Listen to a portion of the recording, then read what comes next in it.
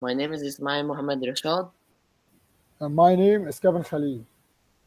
After reading 1984 by George Orwell and analyzing Mana Nayastani's cartoon, we both found a particular issue found in both, which is women's roles reduced due to social expectations.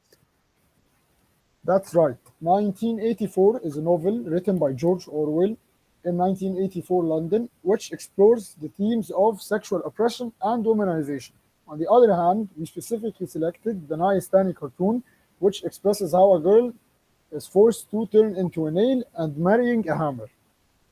So, Kevin Khalil, how did you find the issue presented in 1984? Uh, to begin with, I found a piece of evidence when O'Brien was talking to Winston, and he quoted, but in the future there will be no wives and no friends. Children will be taken from their mothers as at birth, as one takes an egg from a hen. The quote, but in the future there will be no wives and no friends, repeats the word not to establish how society forces women into the role of making babies. The simile of taking children from their mothers, like taking eggs from a hen, expresses how much society belittled women and how useless they are viewed, reducing women's roles. Through the repetition and the simile belittling women and reducing the roles, Orwell was able to create a critical tone and a disturbing mood simultaneously. Hence, the text examines the global issue reducing women's roles down to solely producing babies due to the societal expectations. In another part of the story, Winston talks to Julia about the sexual relationship between him and his ex-wife, and then Julia replies while he's referring to this relationship, "Our duty to the party," speaking in his ex-wife's place. Orwell uses diction in this quote through his choice of the word duty, which depicts women's roles being solely reproducing children as if it's an order. Through the use of diction that illustrates women's only purpose in life is reproduction, Orwell is able to introduce a critical tone and a disturbing mood towards the woman in 1984. Therefore, the text examines the global issue of reducing women's roles down to only producing babies due to the societal expectations. Wow, your analysis is very detailed. I particularly liked how you analyzed the repetition and simile and connected it with the issue of reducing women into specific roles.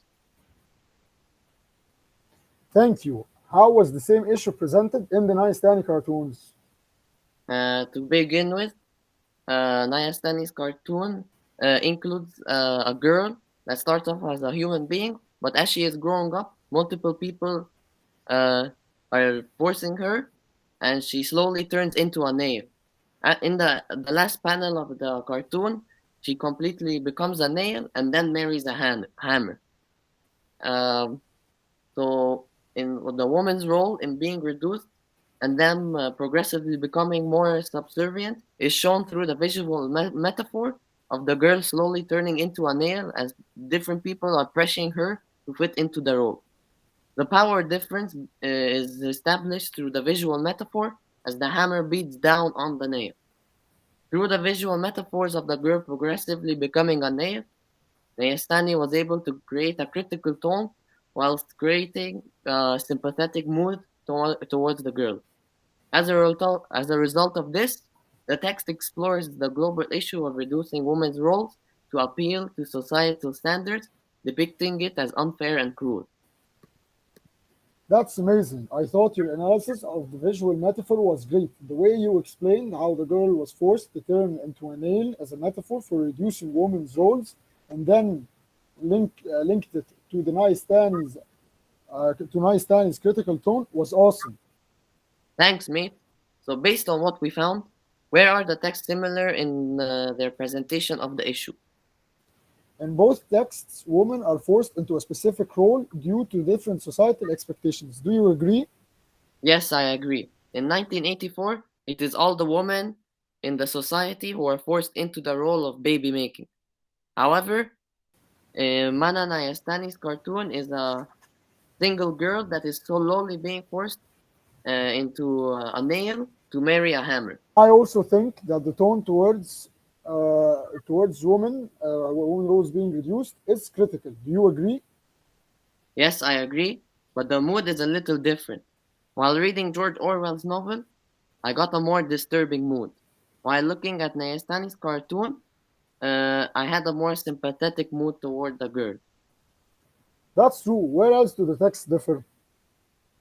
Uh, in 1984, the role that women were forced into was the production of babies, while in Nayastani's cartoon, the role that the girl was forced into was marriage.